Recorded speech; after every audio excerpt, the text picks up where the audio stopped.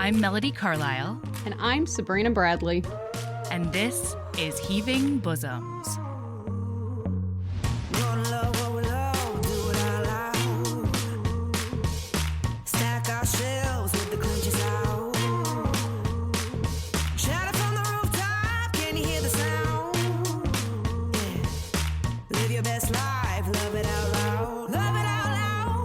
This is the podcast where best friends recap romance novels and other kissing media that makes us swoon, snark, and refills our cups.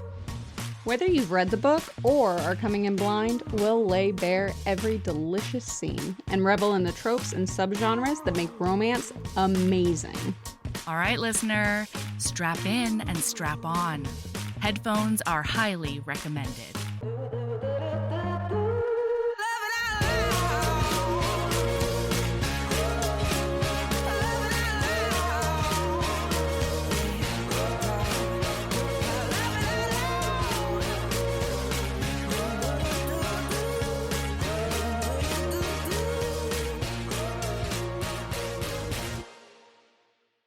Hi, Sabrina.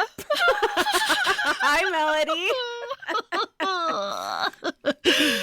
Okay. Hello. They call it spooky season, I hear. I've always considered it spoopy season, but yes. That's fine. Correct. It's no longer spooky or spoopy. It's horny toad season. I don't know. Are you referencing this book? I'm a mess. Okay? I'm a big, I have to giant ask, mess. have you finished the series? Yeah. Okay, you cannot spoil shit for me. I know. All I know is that it's horny toad season.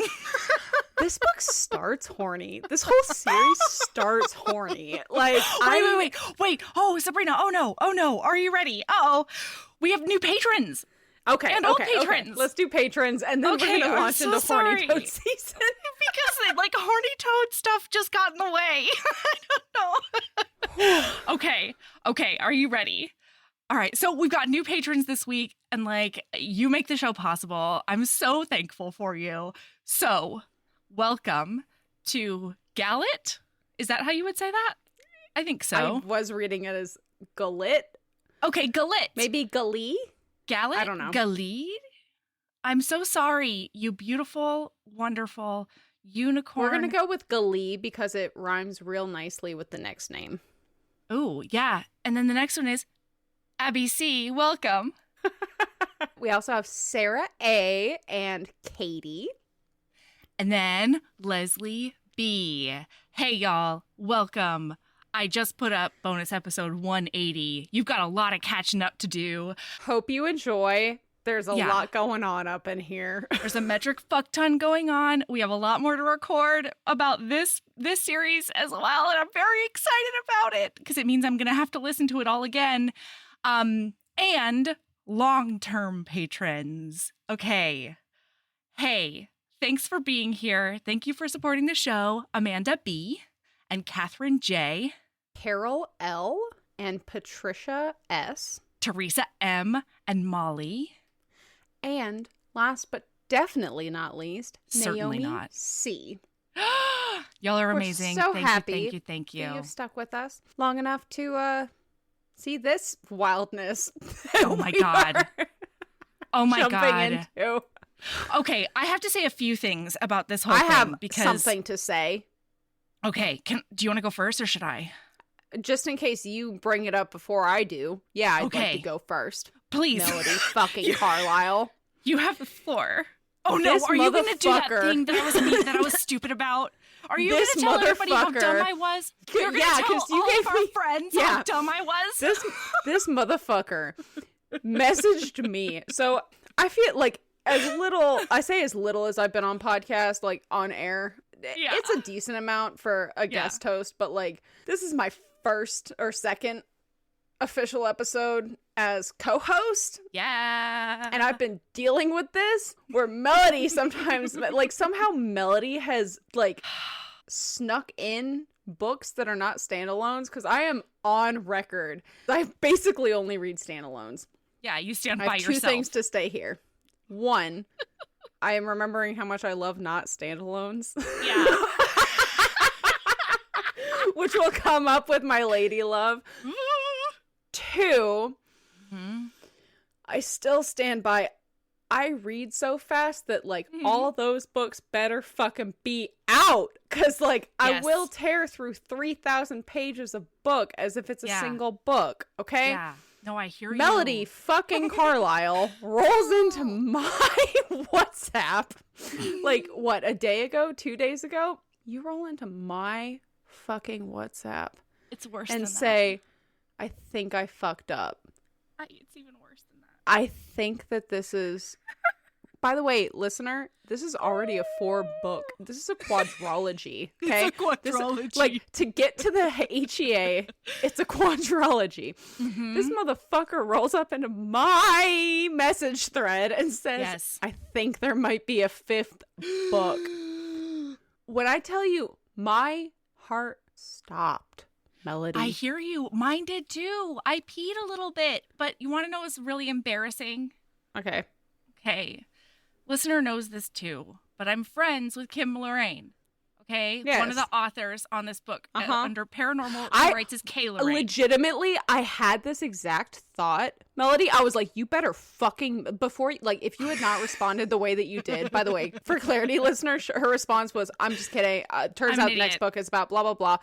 I was about to message Melody, you just had Kim Loraine on the fucking podcast. If you don't message her immediately to get the fucking details, I did have problems. Listen, I did, and it was very embarrassing because roughly, I don't know, 3 minutes after I sent the email, I realized that I was a dumbass and that I had I listened to the end of it before I was drifting off to sleep. And so I realized what happened is that at some point I fell asleep to audiobook and I woke up to like the end credits of the audiobook saying, and, you know, the mating games continues, coming out January 2025. And I was like, there's another book? Oh no, we are only prepared for 4 books. And oh, you no. immediately messaged me in panic. And I panicked. I panicked hard. I pooped a little, and then I embarrassed myself in front of a professional author. Like, I used our work email to email her a dumb question. Oh my God. I love that it's in the Heaving Bosoms email because I will be going to look at our sent messages just to see what you sent exactly. God damn it. Anyway, I'm a mess this week. I'm a mess. And part of it is because it's her fault. Okay, Kim, sorry. If you're listening, it's your fucking fault because you turned this into Horny Toad season. Okay, and I can't function. I can't function. Listen, okay, I will have you know, listener, that she keeps on being like, Melody told me we're doing a 4th wing for the 300th episode, and she snuck in Deal with the Demon and burr, burr, burr. I cleared all of that with you, ma'am. I know. All of it. We talked about this a month and a half ago. That's not the problem. The problem is not that it's 4 books. The problem is that you made me go, oh my God, it's 5 books and the 5th book isn't even fucking out yet. Listen, it's worse than that, though. It's worse than that, though. You just did that to me with 4th Wing. Yeah, bitch. I did not. No, that's not confirmed. It's still on Amazon's. It says book 1 of 2. two boys. Okay. You still made me read it in September when the next book does not come out until November. You're right. This episode comes out before. Do not try and cover your sins, Melody. I have receipts. Speaking of covering my sins, so here's the thing. In the moment, we're like, oh, thank goodness we don't have to read another extra 5th book before Friday. Or like, I would have, to be clear.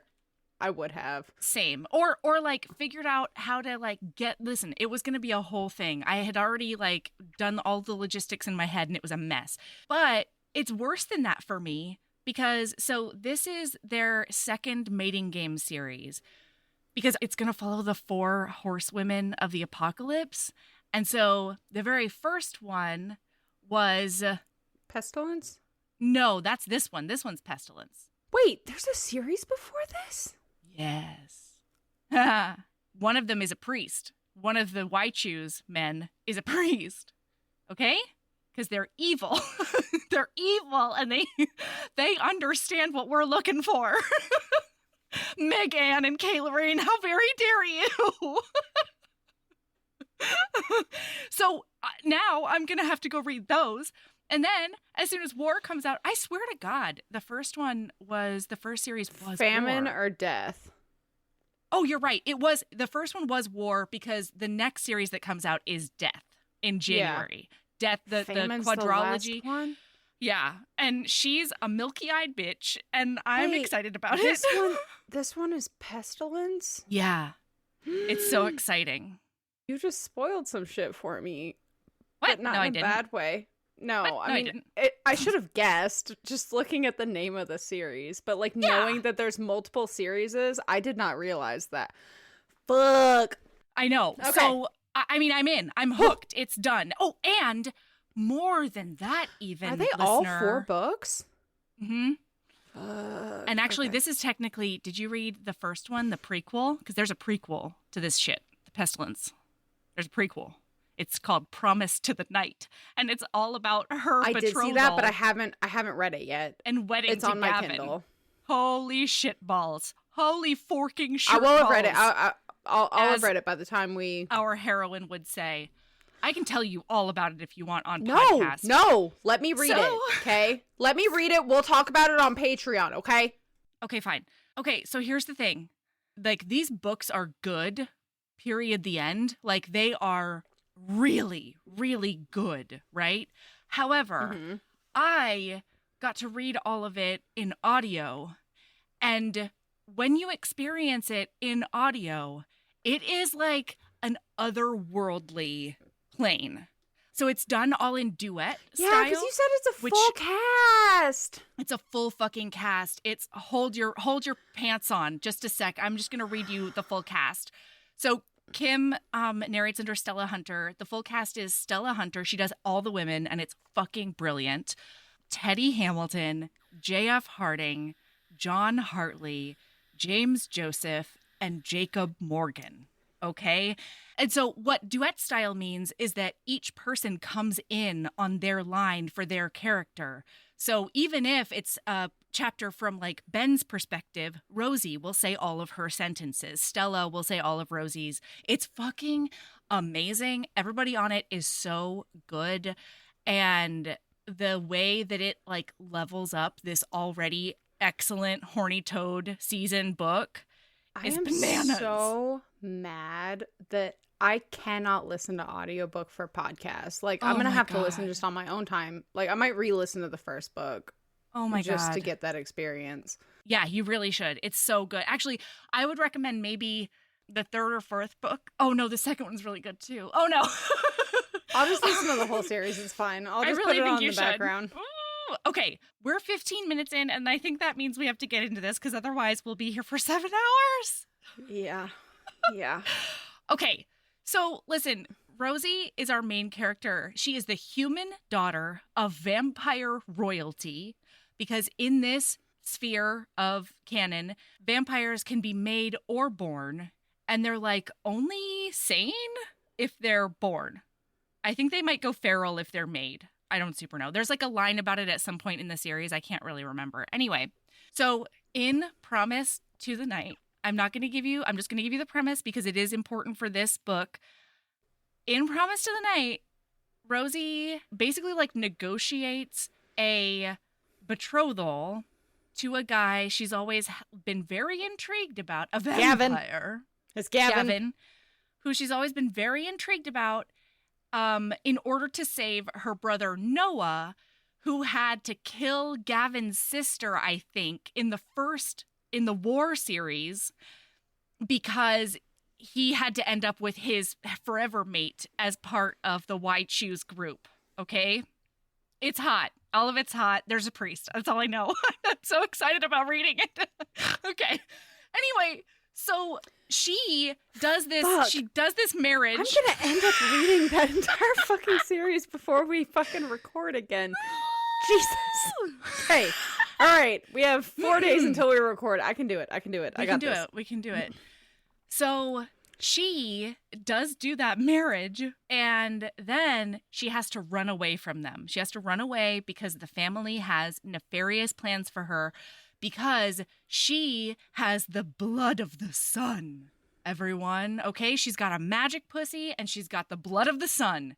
And so any vampire who feeds from her can walk in the daylight for like X amount of time afterwards. And it's like a thing that gets passed down in her family line. It's wonderful. So she's on the run from that family, and she decides she has to fake her death. And right now we meet her in Alaska, where she's trying to get Asher Henry's help. Now, Asher. Asher, I love a hacker. Okay, ever. so like I'm on record as I love a hacker. Yeah. And this motherfucker, this is a sexy I keep saying motherfucker. He does not disappoint. Apparently that's my favorite word. I'm so sorry. My coworkers today told me that I was saying fuck a lot. So apologies. I'm sorry, I'm a bad advance. influence. No, I just go through phases. We should take after Rosie. Rosie doesn't curse, and so she basically does. I support like her. I was delighted every time she said shirt instead of shit, fork instead of fuck. I'm just gonna tell you that I will never be able to do that. I hear that. But yeah, no, so she rolls up in Alaska. So for context, listener, Asher is in hiding. He has like some bad witch bitch that put a curse on him at some point, and he's in hiding, and like... Can I read you my description of Asher? Yes. Okay. He's the supernatural world's most notorious and sought hacker, and he's hiding in Alaska by having anonymous sex while wearing wigs. That's... I know You're not wrong. Asher. You're not wrong. He also literally says all those things. He does. And also, like, to be clear, listener, Asher rolls in hot. So she gets to Alaska and she's like freezing on his front porch because she figured out where he is. She went to find him because she needs a new identity, because as far as she's concerned, as far as everybody is concerned, she's dead. Rosalind is dead. And so she rolls up to Asher's house and is freezing on his front porch, and this paranoid, he sees a person on his porch and comes out literally guns blazing. His gun is out and he's like, I am going to shoot you. Who the fuck are you? Why are you here? To her chest. And so then they get introduced, and then this paranoid he rolls up to her and he's like, you smell like a vampire. Yeah. And she's like, I'm not. I'm half vampire. I don't even know if she says that, but he shoves his finger in her mouth to make sure she doesn't have fangs, like, immediately. And I was like, this better be. By the way, I was seduced. Yeah, I came into this book. I talked with you about this, Melody. I come into podcast books. I don't read the synopsis at all. Yeah. I have no idea what I'm coming into. And the minute we met Asher, and I knew that there were 4 books to come, and I also knew that this was like a 450-page book, I was like, this better be a why choose. If this isn't a why choose, and I met the hero in the first like 5 pages, then the pacing is off. The pacing is off. Good for us. It is a why choose. I also cannot choose, although I am partial to one of them. We'll my God, there. I cannot wait to hear it, because I have a very hard time choosing, but I am, like, there's one I would die for. Okay. Okay, wait. Just before we even get there. Okay, yeah. On the count of 3. Say it out loud? Okay, do we want to say... Wait. I have to remember his name. Okay. And then on the count of 3, we'll say them. Yeah, give me 1 second. I would die for him. Okay. Okay, 1, 2, 3. Remington Mercer. Yes! Remington Mercer is everything. I love that he is literally described as a golden retriever, and he is. And he is a sad, broken boy, too. But he hides it behind charm. He can't stop joking. He just jokes about everything, and it's the best. And also, he's so pansexual. Sad. God damn it. I love him so much. God damn it. I love him so much. I would die for him. I was having a moment where we were counting, and I was like, I wonder if she doesn't pick Remy. I honestly don't know who she's gonna pick. And then you and I both at the same time. Ooh, I just got chills. Same. Although, like, I do love all of them. I love all of them. Like, No, Oh, Ben okay. is like right there Ben- too. the Ben saddest must be boy. protected at all costs. Okay. The saddest boy. Ben- Him and his stutter. Like, God damn it. It's oh, the best. okay. And I don't think this is a spoiler. I have to say, one of my favorite things about this series in general is that, so I'm sorry, we're going to meet really quick here because, okay, let's just get there. So she's like, I need your help disappearing. I need papers, etc. He's like they do a bunch of like sexy back and forth. And then he's like, okay, get the fuck out and I'll start working on it. And she's like, I can't get the fuck out because I have nowhere to go. Yeah. So guess what happens? He disappears for 3 days to one of his safe houses to work on her paperwork. And she gets into his moonshine. Well, after 3 days, she's like, what the fuck am I supposed to do out in this cabin that's nowhere? Can I describe what happens to introduce us to our next person? Because like we said, this is like a 450 page book. So we are just going to be hitting point. There's not going to be a whole lot of filler in here. Yeah. So it's been 3 days and she, like a girl after my own heart, apparently, is like, fine, I'll just get drunk. He's dead. Yes. She went to from 0 to 60. He's dead. Asher's dead. So I'm on my own. I'm just going to get drunk in his house. So she's drunk on quote unquote vodka. We find out later it's not vodka.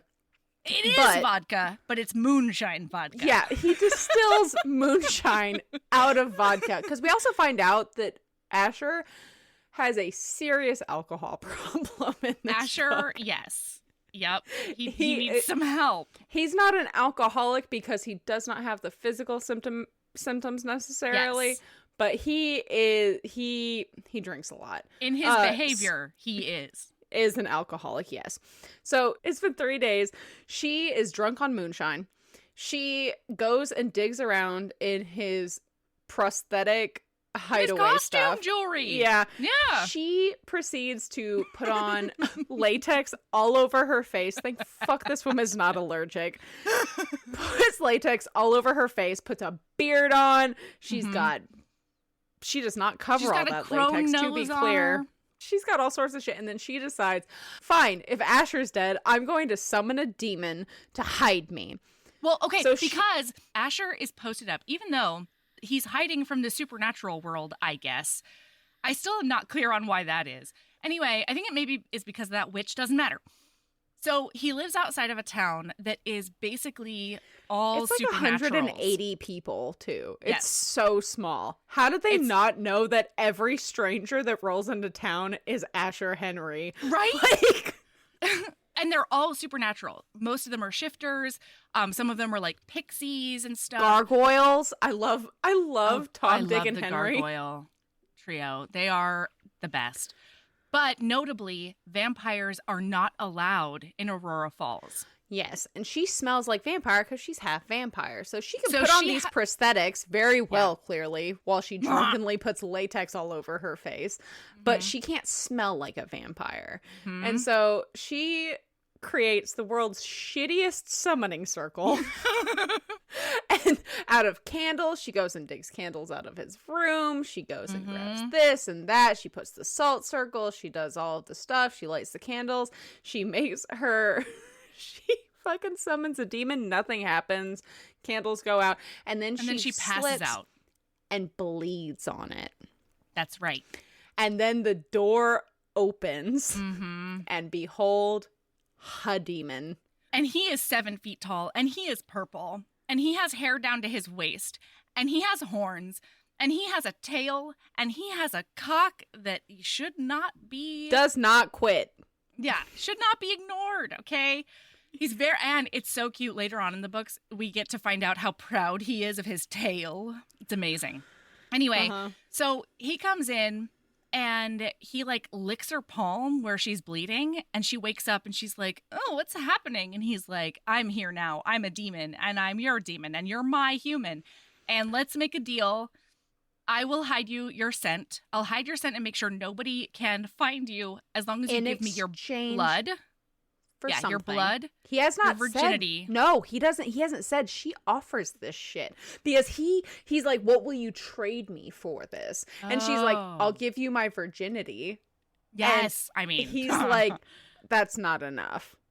And she's like, okay, blood, virginity, what else do you want? And he says, basically, I want your firstborn, but I don't actually want the firstborn. I want your ability to have a firstborn.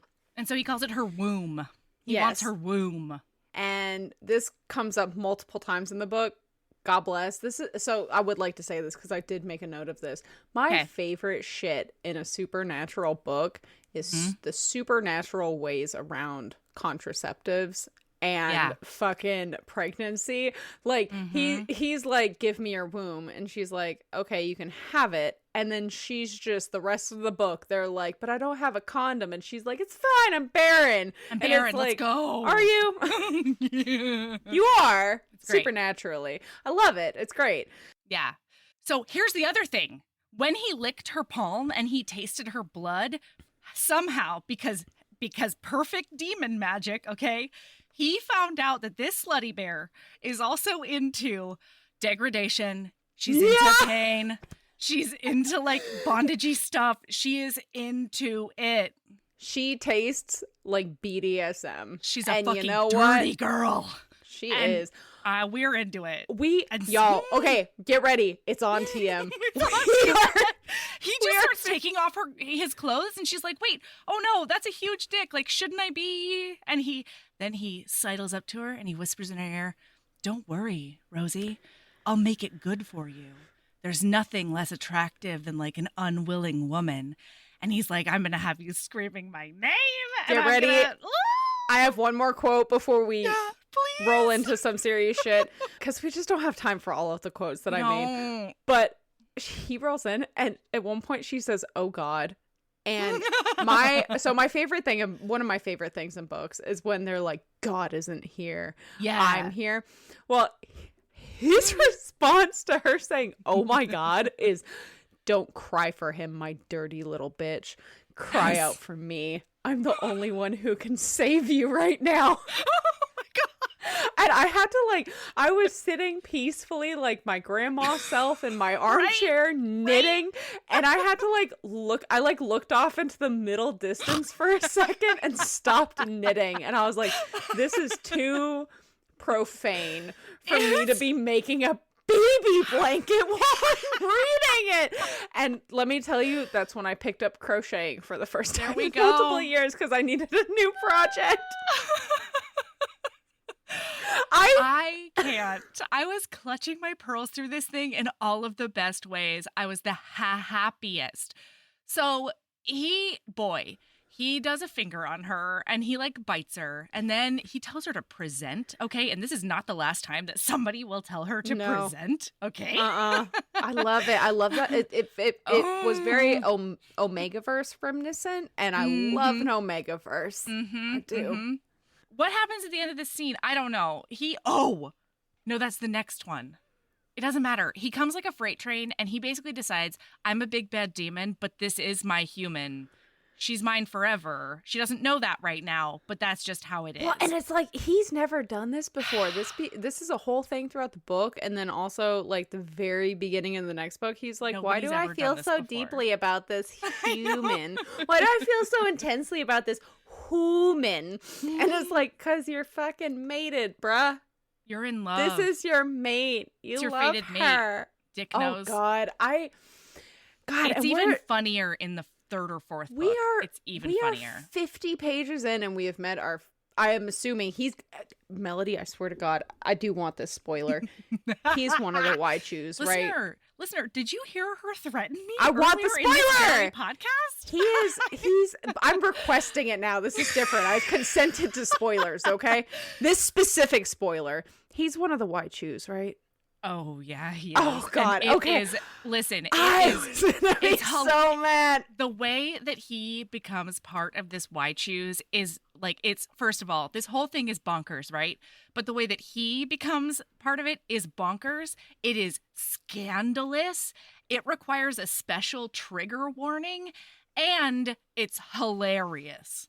All at the same time for me, Melody. Okay?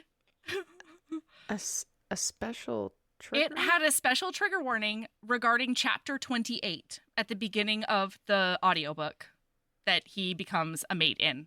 It's incredible. Okay? It's incredible. So, Okay, I can't wait. Okay, I'll keep that in mind. So basically, like, she passes out afterwards, and then we wake up with Asher. Wait, we do wake up with Asher. I'm taking this over because I have a quote. Okay, This motherfucker. So we talked about how Asher has an alcohol problem, my friends. Yeah. So he wakes up on a boat with a puffin on his chest. A puffin who he's going to name Todrick.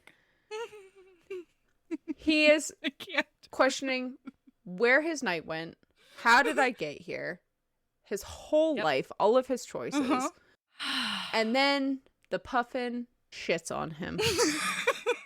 And he, in his head, goes, I would have been the worst pirate. Captain Pukebeard. Or Shit Hoodie, as the case may be. And I have never loved a hero more. Yeah.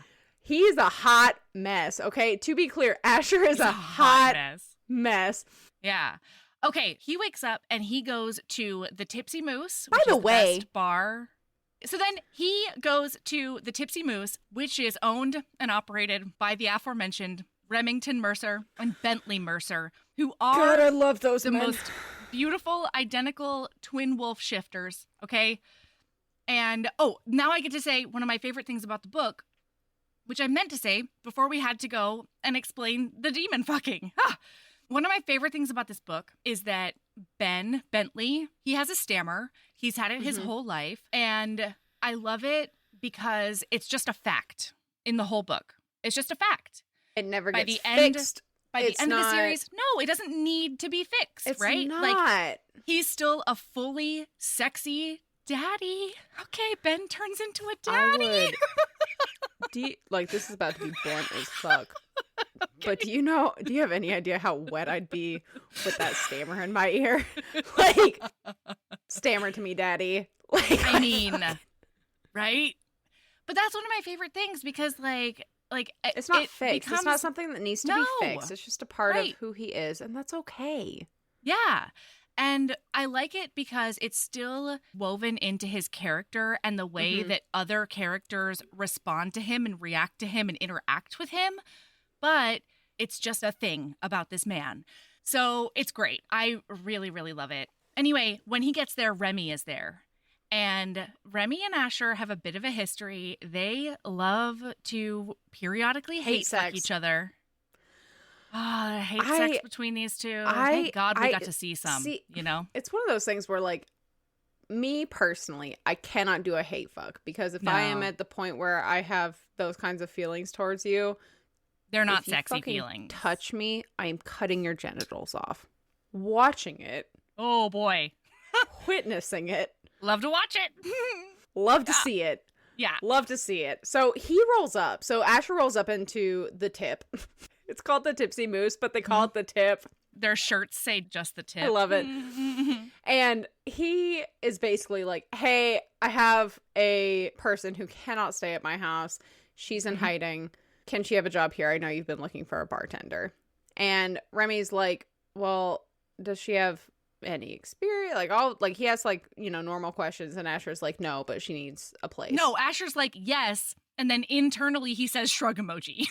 He doesn't give a shit. Oh, yeah. Ben is the one who's like, you did what? Okay, yeah. To be clear, if you take Ben and you take Remy and you put them, one is the angel on your shoulder. Yes. One is the devil on your shoulder. Yes. But they're not actually angels and devils. There's just one with common sense and one with half a marble desperately trying to roll around. Charm. He is smart. I will He's give just you charm. One guess as to who is the one with half a marble rolling around. It is Remington. Yeah, so Remington, sight unseen, is like, yes, we'll take her because we desperately need a bartender. And also, like, in a town of 180, who the fuck is going to come be a bartender? Like, a stranger, and also, that's who. Not for nothing. He would do anything for Asher. Neither of them quite know it, though. Well, okay, so I think Remy has an idea. This comes up later in this book, but Remy is into Asher. Yeah. Asher is strictly there for the dicking down. Well, he realizes that there's more there later. But as far as he's aware, he's aware of nothing. And part of it is because of his lifestyle. Oh my God. He's like constantly on the run or whatever. Like, so you and I are both on record. Yeah. For loving a sad, broken man. Oh, sad, sad boy. Yeah. There's not a single person in this book that is not a sad, sad, broken boy. It's like the authors walked onto HB It's true. Productions and they were like, what does every single hero need to have in common for you to eat this shit up? Oh man, just catnip. Just like a pool of catnip. And they got it. They got it in one. Oh, they nailed it. Okay. So Remy is like, yes, bring her down. So Asher does. He goes home. Gets her. Well, he gives her a sexy makeover. And then she gives him a thank you kiss. They kiss. And like both of them have definitely identified the other one as a sexy person. But Asher is very like, she needs to get away from me because I can't have any ties. Like, I'll be the albatross around her neck. Like, oh, everybody's after me. Like, also, I have gotten no proof of this at all in all of the 4 books that anybody he actually has Asher, anybody. Period. The end. Okay, so I do love the idea that he is actually needlessly paranoid the entire book. Listen, I don't know what happened in the war series. There's not apparently anybody actually. I didn't encounter anyone. No. I love the idea that he's just like, I am such a good hacker. I am great hacker. Must and everybody wants a piece danger. of this. Everybody must be after me. I must have 18 different identities that I cycle through in this town of. I make up 10% of this town. He does. Because sometimes he's an ice road trucker. Sometimes he rolls in as a fisherman. Sometimes he's a moody writer. I said broody writer, but yeah. I said moody. We even rhymed, though, with our description. Whew. Okay. He takes her to the Tipsy Moose, and he walks in. Ben is now there. He doesn't walk in. She does. He just drops her off. Oh, yeah! And drives away. He's literally like, he literally thinks to himself, would it be too much if I just shoved her out of the vehicle and drove off? So she walks in, and Ben is there now. Ben has no idea they have hired a new bartender. No. She walks in with a rucksack over her shoulder, and Ben is like, who are you? And she's like, I'm your new bartender. He's like, can you even pull a beer? And she's like, no, ? But I'm a quick learner. So he takes her up because she's now staying in the apartment upstairs. Yeah. And listen, he sees her, he and Remy, they are both like, she's perfect. She's tiny. Remy does not know yet because this is important. We'll get there. Keep going. No, I know, because then he pulls twin shenanigans. I'm just saying that, like, they're both going to have the same reaction to her physical body. Obviously. Yeah, and that is that she's, like, tiny and hot and amazing.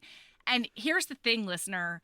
I need all of you to know and, like, gird your loins for the fact that there's a lot of #cousin stuff up in here, up in these books, because Ben and Remy love to share.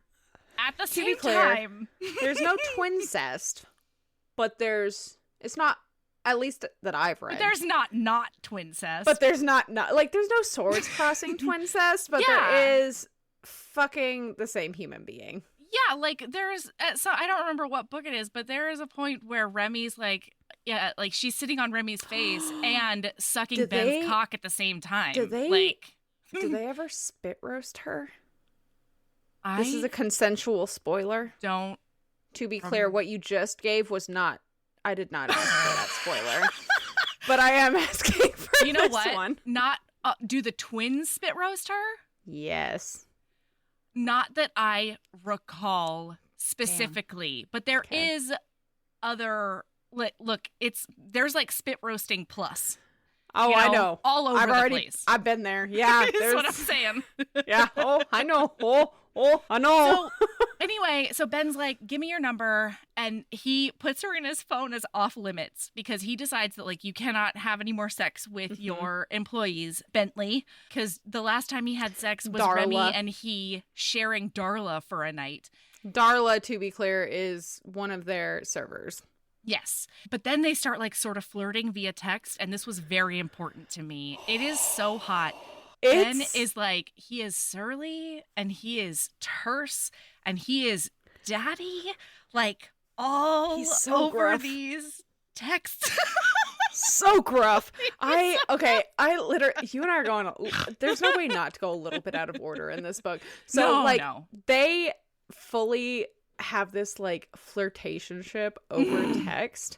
And at one point she almost burns down the bar because she's never cooked. She grew up in a royal vampire household. So God knows if she's even seen a kitchen, right? Correct. And so she tries to make toast, and Ben has been like horny for her for like a week and a half now, and he is chopping wood outside like a sexy lumber snack. Yes, shirtless. And his phone goes off because an alarm goes off, and it's the fire alarm at the bar, and he in his sexy lumber snack half shirtlessness runs to the bar and upstairs and turns kicks out in the door, notably to me, Melody. Kicks in the door. She turns out burned toast because she put stuff in the toaster and then dropped it down once, and then I do have an actual legitimate question for you. Okay, what? No. You can't push down on toasters twice? No, you can. Okay. But like but you have to like turn it to, you gotta mess with the darkness button though. Yes. Like yes, you can't turn adjust it to high darkness. I did have a moment reading this book though where I was like, I definitely double toast my stuff. Like, because I have no idea how many minutes it takes to make it work one time. And so I have it set perfectly to where I double toast it, and it's the perfect piece of bread. You know what I mean? Oh, absolutely. And so I did read this book going, have I always been flirting with burning down my house? Have I been taking my own life in my hands the whole time? Oh my God. And then she runs into that room though in a towel. In a robe. A towel. Yeah. And then isn't this the first time? No, they almost kiss. Yeah, that's right. It's an almost kiss. First, he's extra nervous around her, and so he wants to he's trying to tell her that he's going to give her cooking lessons, but he can't quite get his words out. And so she's like, if you want, we can text instead, like while we're standing here. She texts it to him first. Yeah, it's really sweet.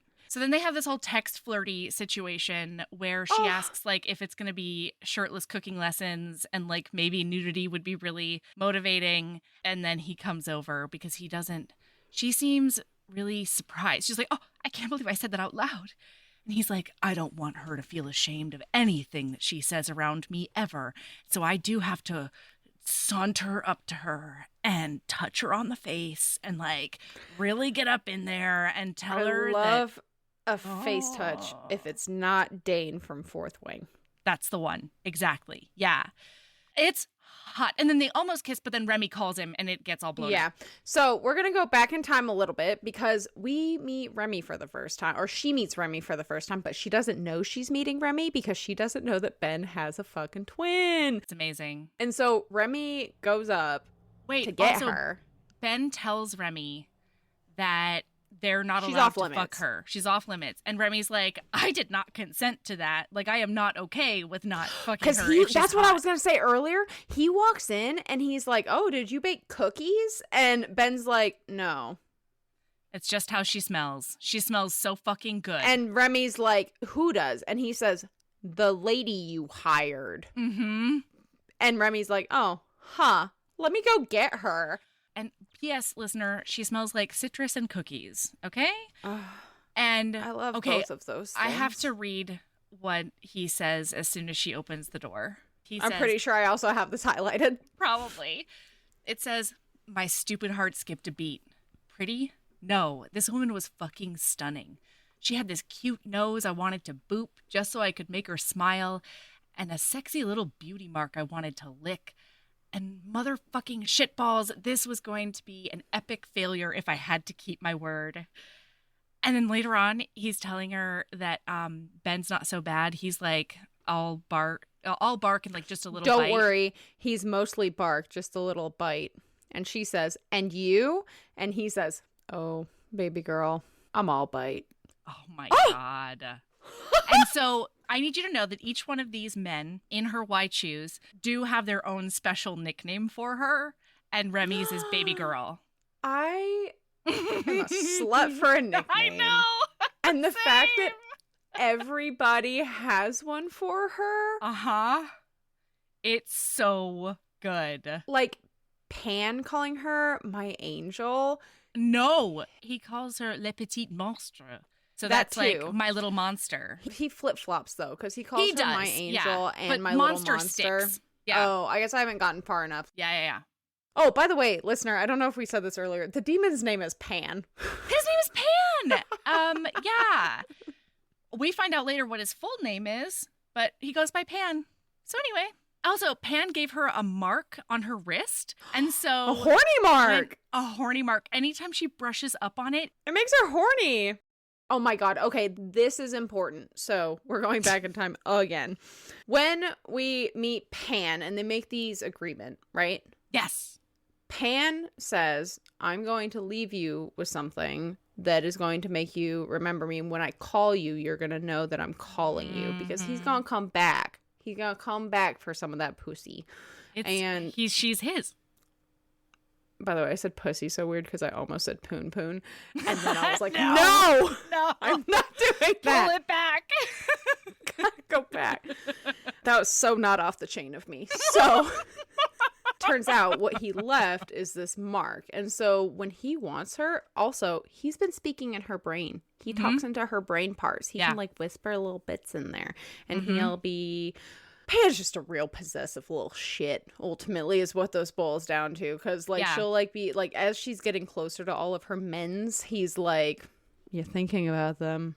Pan's possessiveness is one of the main conflicts in book 1 because she's worried that he will literally kill anybody that she has sex with. Because he will. Because he did tell her, that he would do that, you know? Let's also be clear.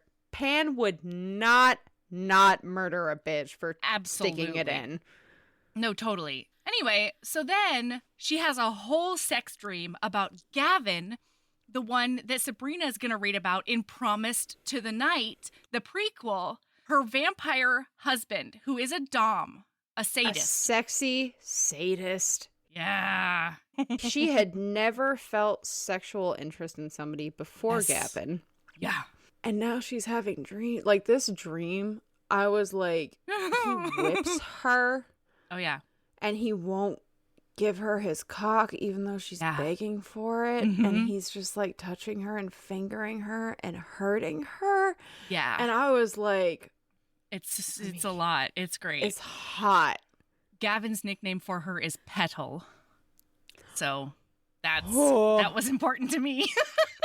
And then, so here's the thing. She has this whole dream about Gavin, and then she wakes up to Ben calling her about a cooking lesson, and then she does finger herself into oblivion thinking about basically all of them.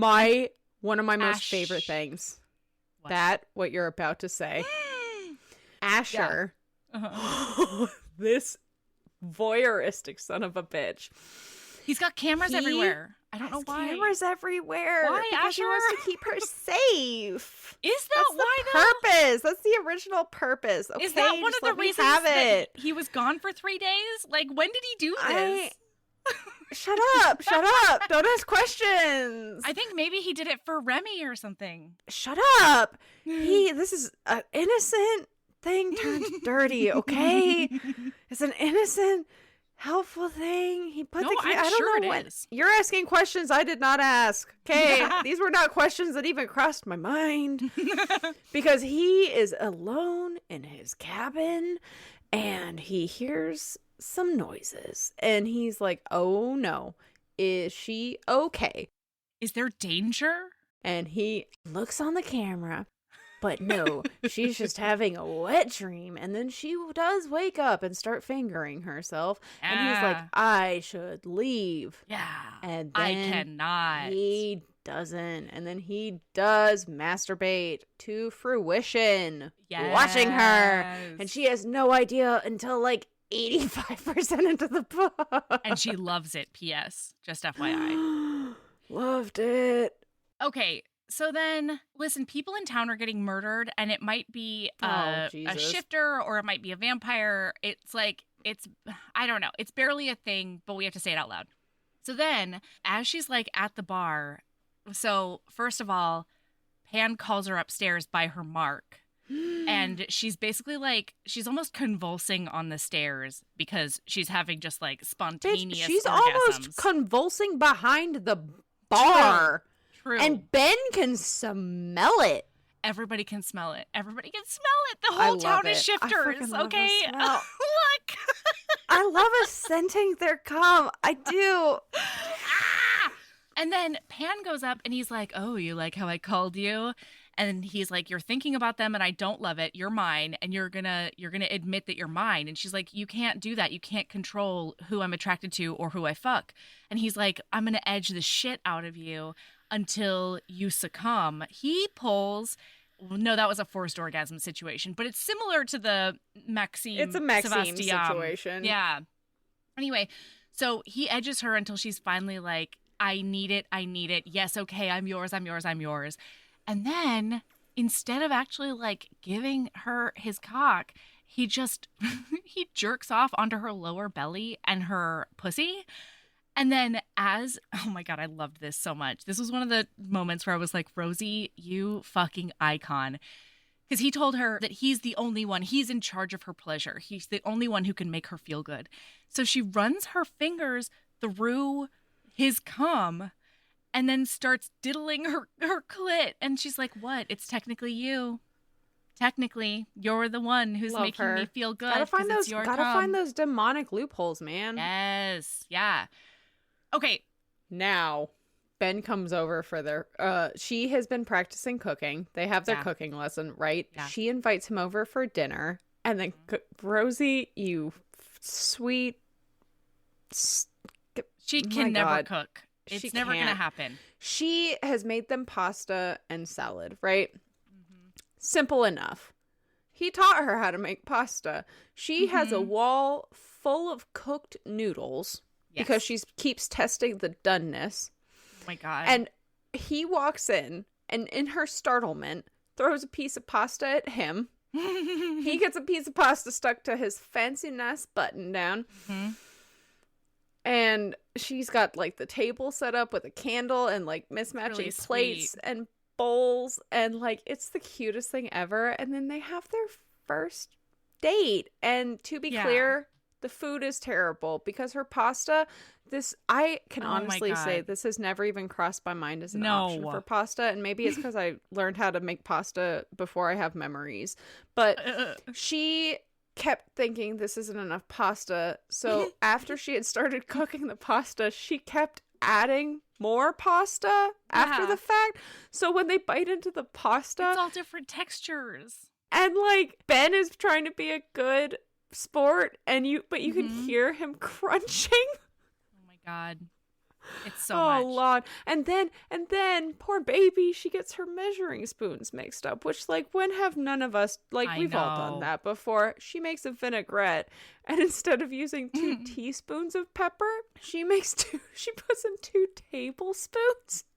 And so they're like, she's so like, I can't possibly have fucked up salad. And Ben literally takes a bite. He starts coughing. And, like, coughing. Drinks a whole glass of wine because he can't. Yeah. Oh, it's really cute. And then that's when he kisses her for the first time. Yes. He gives her that smooch and it's hot. And it's her first real kiss. She kissed Asher, but he didn't kiss her back. Just to be clear, this is a book with oral before kissing. Hell yeah. It's awesome. Yes. So then the 2 werewolf boys have to go fight. They have to go like do a secret thing, right? And so Remy calls Asher to be like, I need you to come down and like make sure she doesn't get hurt. And so Asher comes in as the broody, moody writer. He's got tattoos. He's got a black look. hoodie. He's got glasses on. Yeah, it's a whole thing. It's a whole thing. And she recognizes him as Asher immediately. And so she starts flirting with him as his alter ego. And then some bear shifters get out of hand, and one of them like hits on her, and she's like, no, I've got to work. And then it's really, really bad. And he hits her. And Asher's trying to like get in there, but he's just a human. So like there's not a ton he can do against a grizzly bear shifter. Yeah. And luckily, when she hits the floor, the boys come home. Immediately. Yeah. Remy and Ben walk in, and Remy goes full feral.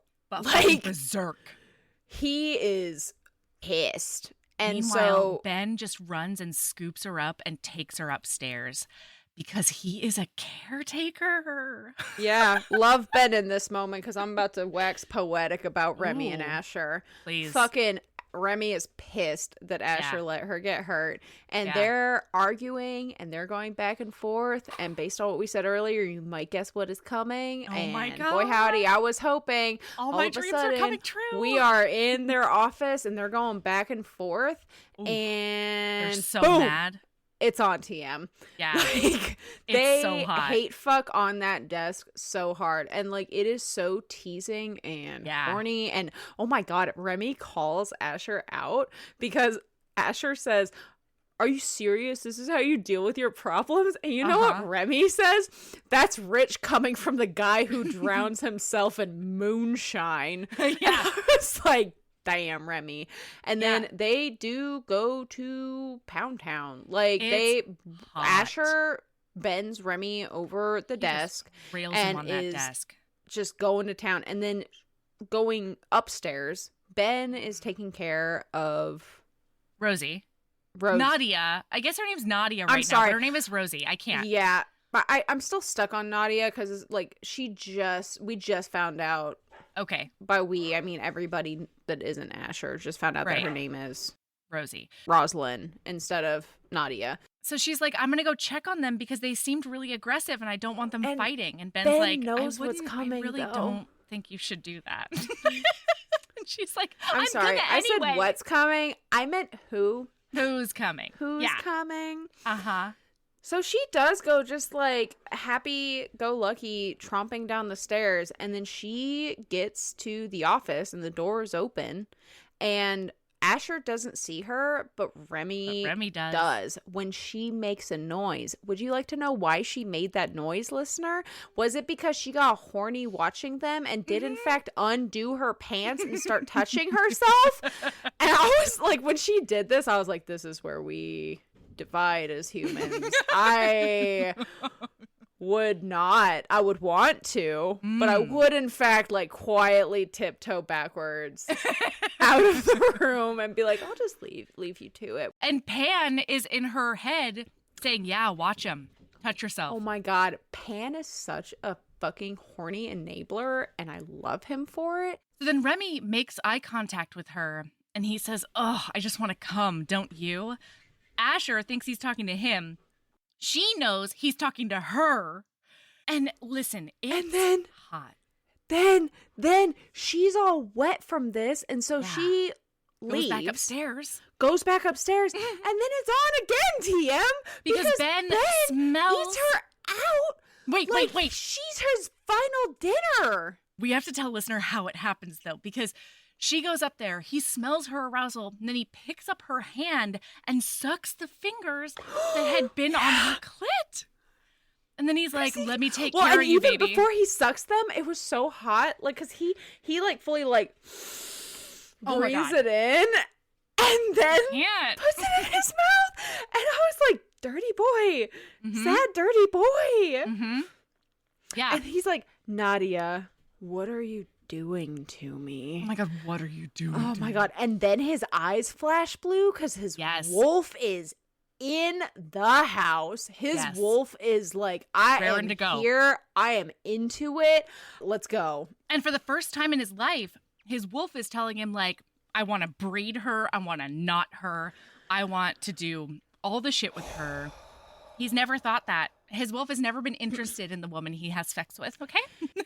So then I think the next important thing that happens is that she goes on the shopping spree with Darla. To be clear, I did fully think that while Ben was going down on her, because he does go down on her to within an inch of her life, I did fully expect either Remy and or Asher to walk in, or Pan to just like appear and like cause a problem, right? No, everybody lets her finish. It's great. Nope. Yeah, it's great. So then she goes on a shopping spree with Darla because she doesn't have anything. And Remy's like, put it on our tab everywhere. We do find out before the shopping spree why the town hates vampires.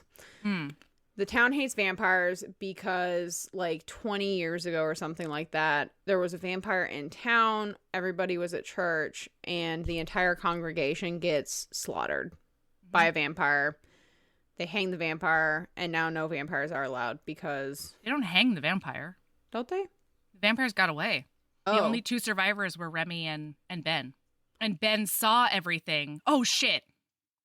Do we not know that yet? No. Oh, shit. Okay, there's so many hints, but it has not been outright said. Like, they're like we've talked about, everyone. Like, Ben and Remy being under the floor with like blood dripping down on Ben's head, and that's their whole when pack he is the dead. Stammer, everyone, okay. They're a pack of two, and they're both alpha wolves. I suspected because you're a Sherlock Holmes. I am a Sherlock Holmes. It's not even 2024 yet. Sherlock Holmes is in 2024. Okay. Sherlock Holmes in 2024.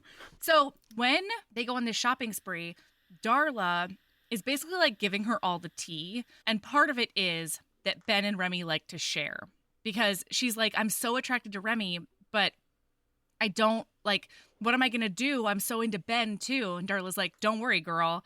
They're into that.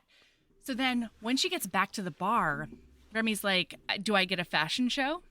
And so she's like, okay. She goes back into the office. She puts on her skimpiest miniskirt, doesn't put her panties back on. She's just like, no, I'm going to leave this right on your desk. By the way, her panties are already wet. Soaked. She takes off her bra and puts on a midriff shirt. Yeah. She goes back out into the bar, and Remy has a chair pulled out, and he's like, there's no runway, but come twirl on this for me. So she does go step up on that chair, and then it's almost on. It's almost on. PM. Yeah. Because they're like flirting back and forth. He like starts because he can smell that she's horny. Yeah. He's touching up her thigh, and like he feels that there's no panties there. Yeah. And he says that, fuck baby girl, you're bare. Are you trying to kill me? Are you trying to kill me? Oh, and then he starts dirty talking her about, like, you liked watching me and Asher. Did you wish that you were a part of it? Are you inside of it? And then he takes his hands and licks his fingers again, and he says, so that's why Ben changed your name to Sugar in his phone. Guess it wasn't cookies he was eating the other night. Oh, my God. Remington. And then they have some more horny times, and they get so close to like going for it. And then she's like, Pan's gonna kill him. I gotta go. And so she runs away. She literally runs away. She sprints upstairs. And Remy, of course, because Remy is a poor, sad, broken boy who covers up all of his feelings with charm. Remy is like, I did something. Oh, no. I scared her off. I did a bad. I didn't mean to do a bad. And then instead of chasing after her, because he's a sweet boy and who's giving her space, he does instead go into the office and jerk off into her wet underwear. Like a gentleman, okay? He walks into the office and he's like, I'll just go do some financial paperwork to like get my mind off of her. And then he walks in and her wet panties are on the fucking desk. And he's like, did you leave these for me, baby girl? Obviously she left them for me. This is my favorite part. He comes all over the desk and Ben walks in and Ben is like, what the fuck, dude? All Ben says is, you better clean that up. These twins are a little close. It's hashtag cousin stuff over here. I don't know. I love it, but I'm also kind of uncomfy about it. Like, I don't know. This is also when Ben and Remy have the conversation, and they go, "Oh fuck, she's our mate." Yep. And then we both know they proceed to give her the cold shoulder for a week. Yeah. Yeah, because, like, it's serious business. And they're like, we can't spring it on her. So, like, a week later, it's called Howl Moon or something like that. But it's the full moon. And because it's a fucking town full of shifters, of course, they're going to have something going on full moon night, right? Mm-hmm. Well... Everybody gets roofied by a pixie? And it's mostly just like a really mild, like maybe like a Molly, you know? Yeah. It's like, it just like just puts your inhibitions Molly, down. Just the mildest Molly, yeah. Fine. And anyway, so she starts dirty dancing with those two shifter boy with wolves. With Remy first. Because Ben is not high. That's right. That's right. And Remy really wants to claim their mate that night. Yeah, and Ben's like, no, you guys are fucking high. God damn it. Why didn't you tell me you were high? Uh-huh. And then, so she's like, okay, well, I'm going to go, like, take care of my shit, because she's going to go freshen up, because she's like, I'm high, we're mating. Let's fucking do this shit. Because it's horny toad season. It is horny toad season. Ribbit, bitch. And so she goes rolling off. She goes upstairs to go to the bathroom, and then... Oh my god. Ben gets a text message from Asher saying, you need to go after Rosie. Yeah. Why can I not Nadia. remember? I think it's because she has like 8,000 names right now. They call her Nadia until a while. So, you know. So, but fucking Ben gets a text message because Asher's creeping. Of course Asher's creeping. Where does this man not have video cameras? Yeah. And so one of those bear shifters is like the bear shifter is following her up the stairs. He's the one who hit her. Yeah. He's doing bad stuff. He's thinking bad things. And so Ben goes up and like wolfs out on him, kicks his ass all the way down the stairs. And he's like, Alexa, you better get the fuck out. And then he gets so worked up that he has to pick her up and throw her down on the couch and go down on her again. He just has to. Mm-hmm. Ben does. Oh, it's great. And then after that, they're like, you need to stay with us. Okay, you have to for safety. Okay? Obviously. Safety times now. God, I love staying with, like, I love forced proximity via safety reasons. Safety. OSHA is so into it. It's true. Like, by the way, one of my most favorite sexual things that happens in books is when they do not fuck because there cannot be penetration, but they do in fact fuck the space between your thighs. Yeah, that happens. Mm-hmm. Ben does that. It's real hot. He comes all over her ass, and then he scoops it up and pushes the cum inside of her. Ben, can you stop being such a sexy fucking bitch? Like, God damn it, you gruff motherfucker. So then we move on. So she's staying with them now, and we are back at the bar. Everyone's working, and she goes to take her break. Yep. So she is out in the alley, and this is important because this is where Asher starts breaking, because she's out in the alley, and she and Asher start texting, and this is when she finds out that he can see her. And she's had some suspicions the whole time. Not yet. This is the first time. Oh, really? Mm-hmm. Because it doesn't come out. Like, he does not admit to it until, like, way later in the book. No, but I think, in my memory, way earlier in the book, she was thinking, like, Asher's such a fucking creeper. He probably has cameras everywhere. Oh, yeah. Yeah, this is it. This is the moment. Because when she confronts him about it. Yeah, in a sexy way. Not like a confrontational. She's not mad about it. Oh, yeah, it's not bad. No, she's fingering herself in front of the camera. Into it. In the alley. And he's like, dirty girl at work. And she's like, the only way he could know that was if he was watching me right now. Mm-hmm. And it's like, yeah, girl, you have no idea. Mm-hmm. He's always watching. And then he is excited because he basically says to her, like, I cannot wait for you to walk back into that bar smelling like sex, and they're gonna be so flustered and fucked up about it. Like, you petty little bitch. I love it. It's hot. So then we go through this time period where, like, she knows that the wolf twins think that she's their mate, but she also like can't really wrap her brain around that. And I think that there's part of her that doesn't want to consummate anything that permanent while still being known as Nadia. Like she hates the fact that she's lying to them about everything. Well, she's also worried about them getting hurt for a lot of Yes. different reasons. One, Pan. Two, Yes. her ex-husband. Three, Her the husband. family situation. Still current husband. I just As want far he as would she's concerned, he would he want would that take noted for the issue. record. Yeah. Gavin. By the way, we still haven't heard from Gavin. So, like, at this point in the book, it's like, maybe It's been Gavin all wet is- dreams and shit. Yeah, like, maybe Gavin is, like, the actual bad guy in this book. Spoiler alert, I Gavin mean, is not he's the actual he's bad guy. bad though. You know what I mean? know. He's Just so based on what bad. I haven't even gotten to, like, I have barely seen him, and oh my god, Melody, I have to tell you. Yeah. I have to tell you. So, I did end up falling down the Baldur's Gate rabbit hole with Kim and Alexis. But before that actually has nothing to do with it. I just needed you to know that I went down the Okay, yeah, rabbit hole. that is really important to me. Yeah. But we all just decided to chat, right? Yeah. You were there. You were flying. Yeah. So we're all chatting, right? And we get talking, and I had paused reading Yes. to go to chat. And I was only like 40% into the first book at this point. And I was like, y'all, I hope you know how much I love you and how much I miss you, because I did, in fact, leave a book that I was loving for this talk. This isn't even a required talk. This is just a talk because I want to talk.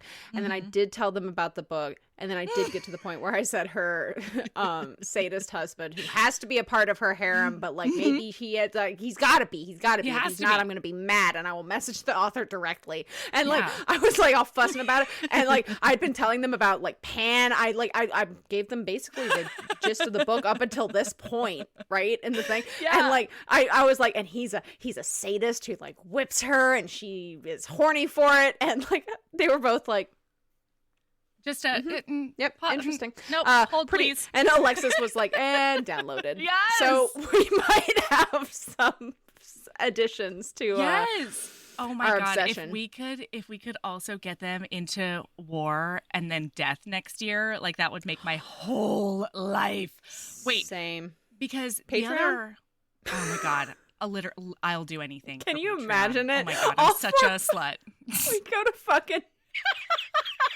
If all four of us try to recap those books, oh my god, that'll be a mess. This is bad enough with just the two of us.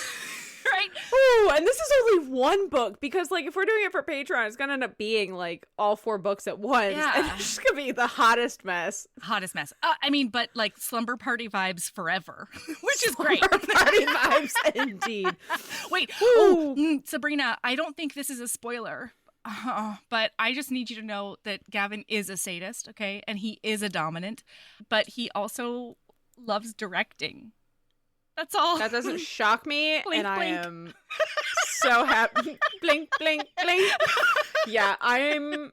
Oh my god.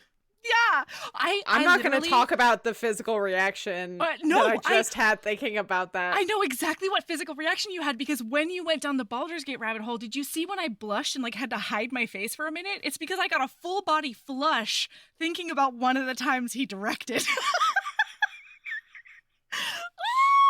Because Oh, I mentioned shitballs. Baldur's Gate? No, it was just a thing that happened in my Oh. brain because I wanted Oh. to tell you a thing that Gavin also likes to do while you were okay, talking. It's fine. okay. It's fine.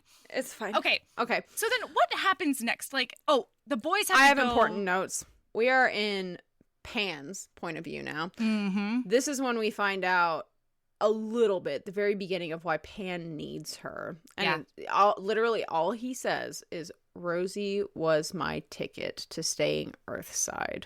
Yep. We don't know what that means. I have some suspicions about halfway through the second book, but I know that you probably know for sure. And now I'm going to guess it has something to do with her being, one of the 4 horsewomen of the apocalypse of some kind. I certainly don't. And I her have no idea. fancy sun blood. We also, this is when we find out that Pan has a magic dick. Oh, yeah. He can get it bigger or smaller at will. It's great. You know what this reminds me of? a very specific kink that I found Ooh. in a book, which is A Lady of Rooksgrave Manor. Yes. You read that? Yes, okay. of course. When Jekyll Hyde boy goes from Hyde to Jekyll while he's inside of her. No, Jekyll to Hyde. Yeah.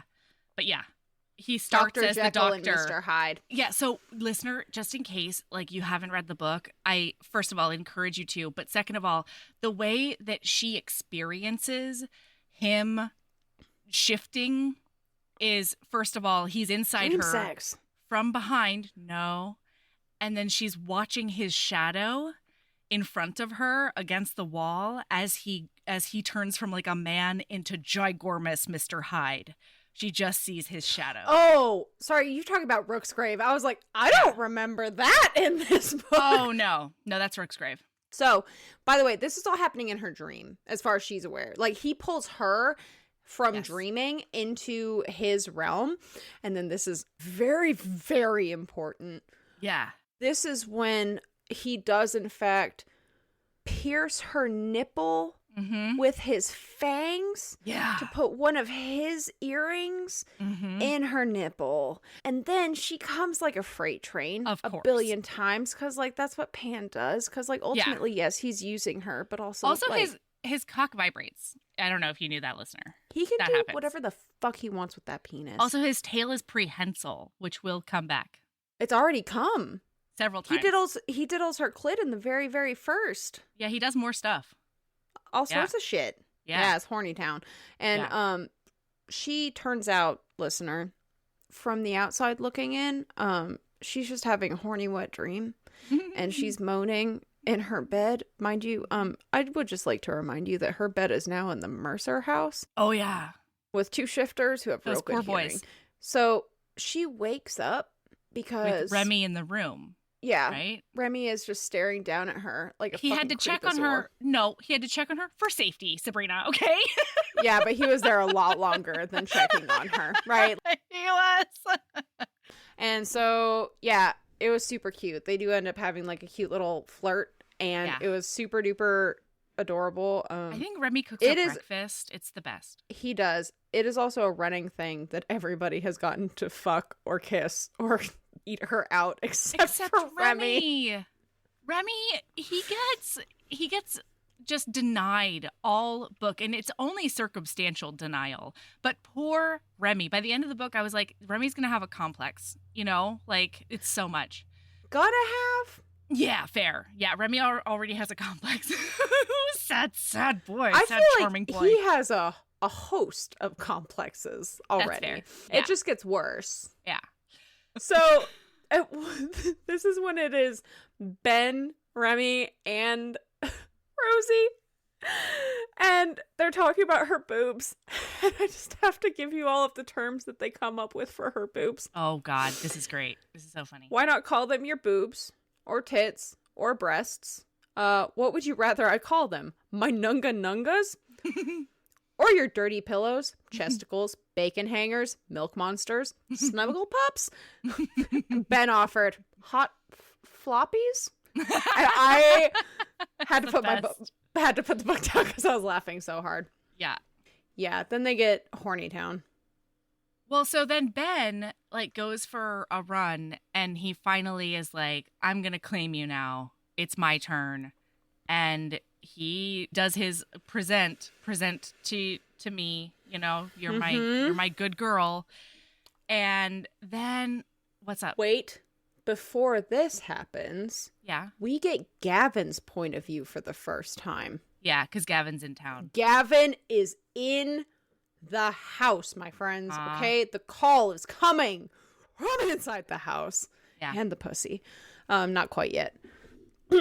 Yeah, Gavin comes to town. He finds her, and then he's like, "Oh, little wifey," and she's shacking up with these shifters. And his plan is to quietly take out the wolves so that he can reclaim his mate. Because also the night they were married, he figured out that she was his fated mate, but got scared and didn't do anything about it.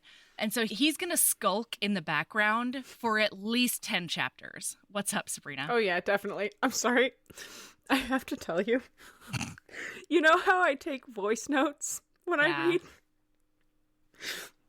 Asher was autocorrected to Usher. No. And I'm so sorry. This is literally the only one that I've seen. And I was reading and it's like Usher's being a dick nozzle. And I was like, what the fuck is the context of that? And then I realized that it's Asher. Asher's being a dick nozzle. Okay, we got a motor. This is when Asher almost kisses her. So Asher almost kisses her while they are watching movies and like just kind of chillaxing. Yeah. And then this is of note. Mm-hmm. Ben and she have sex. She wakes up the next day. He's gone. Like, he's just disappeared into the nether. Yeah. But he runs, and so, like, we're not super concerned about it, right? Remy's like, hey, a lot of times he just has to, like, process, and the best way he can process is to run. We're not quite there yet. Oh, okay, sorry. We're not at the processing, because he processes, because she makes it clear that as much as she wants to mate with Remy and Ben, she is also in love with Asher. Or falling in love with Asher. And so it's got to be more than just Ben. It can't just be, it can't just be the wolves. It's got to be all three of them. Ben basically freaks out. Like, he goes running. He can't handle it. And then he says something real fucked up to Remy because Remy goes to find him. Yeah. And Ben is off in the distance. Like, and when I say the distance, I mean like miles and miles and miles away. And Remy goes up to him and he's like, why is it so wrong to share with Asher, but not to share with me? And Ben basically says, because you and I are the same person. He says, you're an extension of me.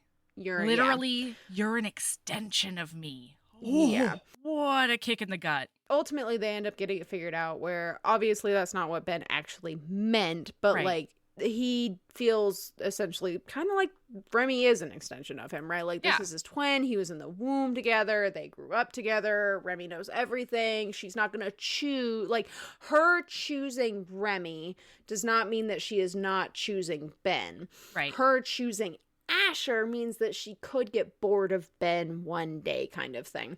Sure. Obviously, that's not how it works, but, you know. But that's how he's feeling. But he does process that, and then they claim her together, right? She's not claimed. She's not even claimed when I'm in the second book right now. Oh my God, Sabrina, the second book is called Claimed by the Shifters. Yeah. Sorry. It's okay. I had no idea what it was called. I don't know what this book is called. Deal from a demon. Deal of a demon. Nope. Demon deals. No. Nope. Deal with a demon. I just looked it up. I got stuck on that. When it is a multi-book series, I don't know. No, I have no idea. There's a title, and I don't know. Take that, authors. I'd like you if you're worried that your title sounds stupid, make it an interesting enough book, and I won't even know what the title is. It's true. I'll just know your name. Yeah. Yeah, I'm not forgetting Megan and Kay Loraine. So they have this back and forth where they get it all figured out, yada, yada, yada.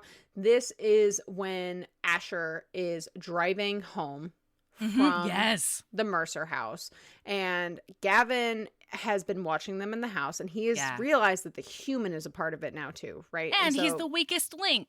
Mm-hmm. I'm going to get the human first. Take out first? Yeah. Yep. And so Asher's driving home. There's a log there's like a tree limb in the middle of the road. And like, clearly you have never fucking listened to a true crime podcast, Asher. Honestly. But you do not get the fuck out of that car. What are you doing? What are you doing?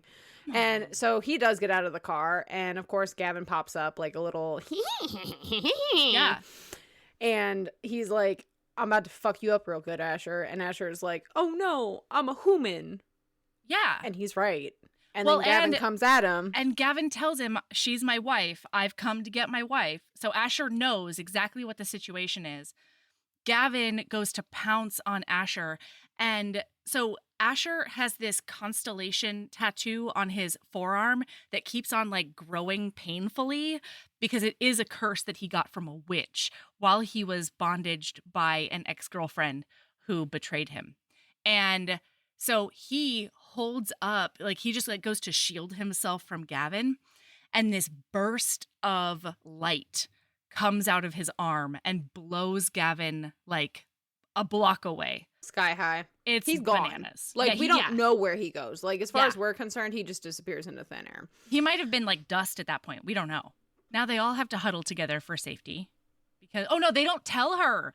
These three numbnuts are like, we're going to just crowd around you and make sure one of us is with you all the time, but not tell you that a vampire is after you. Because the boys don't know that she's a vampire. The vampire is the That husband. is one thing that has been killing me in this book, this entire thing, is people keep shit-talking vampires in front of her. Mm-hmm. And I'm just like, you don't know that she's a vampire. She's a half Ben and vampire. Remy, particularly, they are vitriolic about vampires. Consensual spoiler. Does that cause a problem when they find out? Yeah, big problems. Oh, Yeah. no. Oh, no. When they find out, no. Sorry, nope. No, I don't know what to believe. Listen, it's fine. You're going to get there when you read it. Okay. Yeah. So Pan is back. They have some more horny times. Pretty sure that's when he DPs her. Yeah, with his dick and his tail. Yeah. Hot. That's basically the important part of that scene. Yes, it is. Oh, and then I just have to comment on this. I know we're motoring, but Gavin, this is one of my most favorite insults for a person. Okay. And Gavin's like, Asher, what sort of name is that? Honestly, he'd be better off if his mom had swallowed. No. I'm like, that's one of those things that I will never say that to a human being, but boy, have I thought it. I'm like, damn. Yeah. Damn. Anyway, this is when we also find out that from Gavin's point of view, so up until this point, I've been suspecting that Gavin was the cause of the murders because he was draining blood. We find out from Gavin's point of view that he has not been. Like, he has no idea what the fuck is going on. And then this is when they find out she's barren. Yes. Because she's giving Ben reasons, essentially, that she can't be his mate because she hasn't told either of them that she has made this deal with a demon. Nobody knows told that they anyone. can't fuck her. Nobody knows. And so she's giving him reasons, essentially, like, I can't be your person. Like, I can't be your mate. And she's trying to convince him that he doesn't want her as a mate, basically. And he's like, kids were never in the plan. And as much as I would like them, if you can't have them, like, I don't want them. Yeah, like, that's not a problem. I want you. And this is when, thank God. Also, like, what is it with romance characters and, like, adoption just is not an option? Like, fuck adoption. And, like, it's not a shame. It's like every fucking they're like, we can't have kids. And I'm like, oh no. Yeah, there's other ways to have kids. But anyway, this is also when she tells him. So she ends up telling Ben about it. And he's just like, the deal with the demon. Yeah. And he's like, guess what? I'll fucking tear that demon to pieces. Yeah. I'm an alpha. And I was like, alpha wolf. Ben. They're always talking about how they're alpha wolves. Oh my God. When Remy and Asher were about to have sex on that desk, Remy was like, there's something really, really delicious about the submission that I feel with Asher because I'm an alpha wolf. Oh, man. I love those, like, subversion of bio traits, essentially. Like, oof. And so then, obviously, they dig down again. Yeah, but just to let everybody know, they don't know why she made the deal with the demon, because they still don't know that she's descended from vampires. Well, and also, to be clear, Ben's the only one who knows. Yeah. She has not told everybody else yet. Right. And so this is the time that they fuck. Okay. And he says present. I was off in my, because like you and I both thought it was that last scene. It was not that last scene, because this is the time where he's like present, they fuck it down, he knots her real good. Oh my God. Hashtag she could take a fist. Yes. And he is gone when she wakes up. Yes. The night before, he got in a fight with Alexi. Yes. Before they bone down. They get in another fight, and they end up going to, this is a kink for you and all of your people. And by all of your people, I mean all of our people. He walks back into the house covered in blood. Yeah. Yeah. Because he is covered in Alexi's blood, and then he goes and dicks her down real good. Right. So they wake up the next morning. He's gone, and she's like... And they think he's processing. She and Remy think he's processing. So they spend like the whole day just sort of waiting for him. Yeah. But he never shows up. So then when they go to the bar, the sheriff comes in, who is a lion shifter. It's important to me. He comes in and is like, your brother's arrested. We arrested him for the murder of Alexei because Alexei did get murdered. He's dead. Yeah. Do you have any news about him? Like, do you know where he was? Or not news. Do you have an alibi for him? Yeah. And she's like, I do, but no, you were sleeping. Not really. Yeah. So then they do have a makeout and they do worry together for him. Remy and Rosie. And then Gavin walks in. Yes. End scene. Holy God. End chapter, I think. That's the end of the book. Yes, that's the end of the book. Okay, I'm sorry. There was one more scene. There's one more chapter actually after that because it's from Pan's point of view. And this is where we start to see that something is fucking weird. Okay. Yeah. This is when we find out about the blood. This is when we find out about how he has a ring on and he can't take it off until it's filled. Yep. And his mother, who is she Pestilence? Did you find that out in the chapter? Because otherwise I'm not allowed to tell you anything. Yeah, I'm pretty sure that this is when we find out she's Pestilence and she needs that ring for something. He needs her blood to fill the ring, but he cannot take the ring off until it's full. And so, voila. And book. Because it seems like Pan didn't just hit the demon lottery. He was in fact positioned to be there for her. Ooh. Oh my God. Y'all, it's all happening. And the way that these two have woven together, I mean, some of these characters are not what they seem at all. It's so much. Yeah, it's incredible. And the way that they weave together the emotional arcs and how everybody becomes a mate is just absolutely incredible. So one of the things that I'm really loving about this book and this series in general so far is that I find in a Why Choose, if it is less than 600 pages, I am not satisfactorily invested in all of the relationships in the way that I need to be, right? Yep. By the end of a book. And so I'm actually super excited because for example, we now know Gavin is going to be a big boy in this relationship. We've met him. He's been on page twice. Yeah. Wait, I'm sorry. 3 times total. 1 time with everybody else. Right. We're 500 pages in, bud. Yeah. We need another 1,500 pages. Absolutely, yeah. Gimme. And not a single one of them is wasted. And they are just as spicy delicious, maybe even more. Spicy delicious. My God, we hopped right into... I know. Wow. I know. Yeah. So anyway, wow. I fucking love this, and I cannot wait to recap this is the rest fucking of them incredible. For Patreon. Yeah. Well, so I am fully going to finish this series, right? And then we'll record. I'm going to wait until after we record because otherwise I'll get it all fucked up in my head. Same. I will be starting the other series now that I know it exists. Yeah, the first one I think it's just called The Mate Games, and then this one is The Mate Games Pestilence, and the next one coming out January 2024 is The Mate Games War. I thought you said 2025 earlier. It's 2024? No, January 2024. Yeah. Yes. Yeah. Perfect timing, I'm telling you. So, oh my God. All right.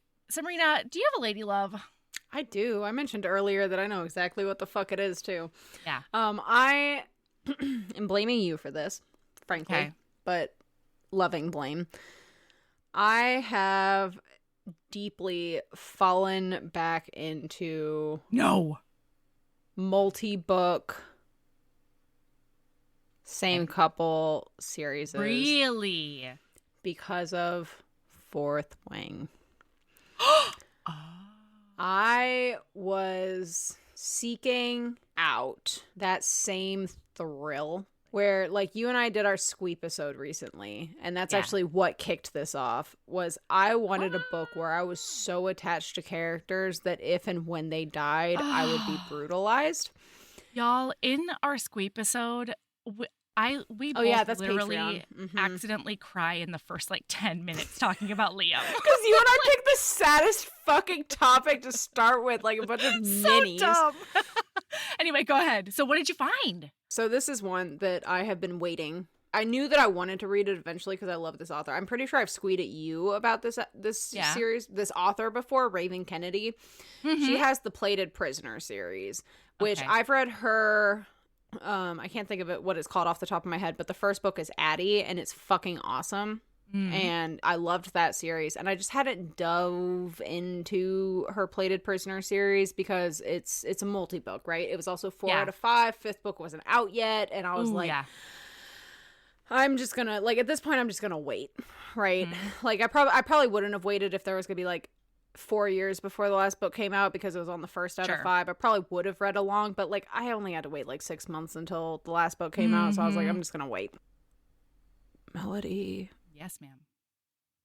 I did finish the first book, which was almost 400 pages at 11:30 that night. Stop it, Sabrina. And then I did start the second book. I went to bed according to my sleep. I stopped looking at the clock at about 11 because I couldn't bring myself to look at the time. By the way, listener, for context, I'm usually asleep by 10:30. According to my sleep app, I was probably asleep somewhere around 1:15. The next night, I finished the second book. Shit. Last night, I did not finish the third book, but I got pretty far in, and I only have like 20% left of the book, and it is the weekend now, so I will in fact be reading. I don't have time for this. I have so much shit that I need to do tomorrow, but I will probably finish the fourth book tomorrow. Mind you, for context, the third book is 600 pages long. Oh my god. I will be shocked if I'm not done with all 5 books by the time you and I record next. Oh my god. Can you give the listener like a Cliff's Notes of the premise? Okay. Oh. Cliff's Notes. I gotta go to bed. Okay. It is Cliff's Notes. So it is a retelling of the story of King Midas. Okay. The main character, Auron, is gold. She is gold plated. Her skin is gold, hair is gold, and literally if you cut her hair, it is gold. Like she is kept in a gilded gold cage by King Midas because he is her favored saddle. And a saddle is essentially a whore because you ride them. Oh, golly. And he keeps her in a cage. They've been together for 10 years, and it is Are they together, or like is... So he's actually married. He's a king. She's his, whatever. So I'm not going to tell you much more than that. Okay. Long story short, if you really like a romantasy and you are like a big overarching, like she gets her shit together romantasy, like she just comes into herself and stops taking people's shit, definitely read this series. Also, I'll just put it this way. If you liked ACOTAR, yes, read this. If you liked that one series by Jennifer L. Armentrout, the big one, what's it called? Ash and Blood. Yeah. I only got like 2.5 books in of that one. I will finish it because I'm in my romantasy phase right now. I'll probably pick that up after this because that's all I want right now. All I want is romantasies, which like I want like 3 to 5 book romantasy series right now.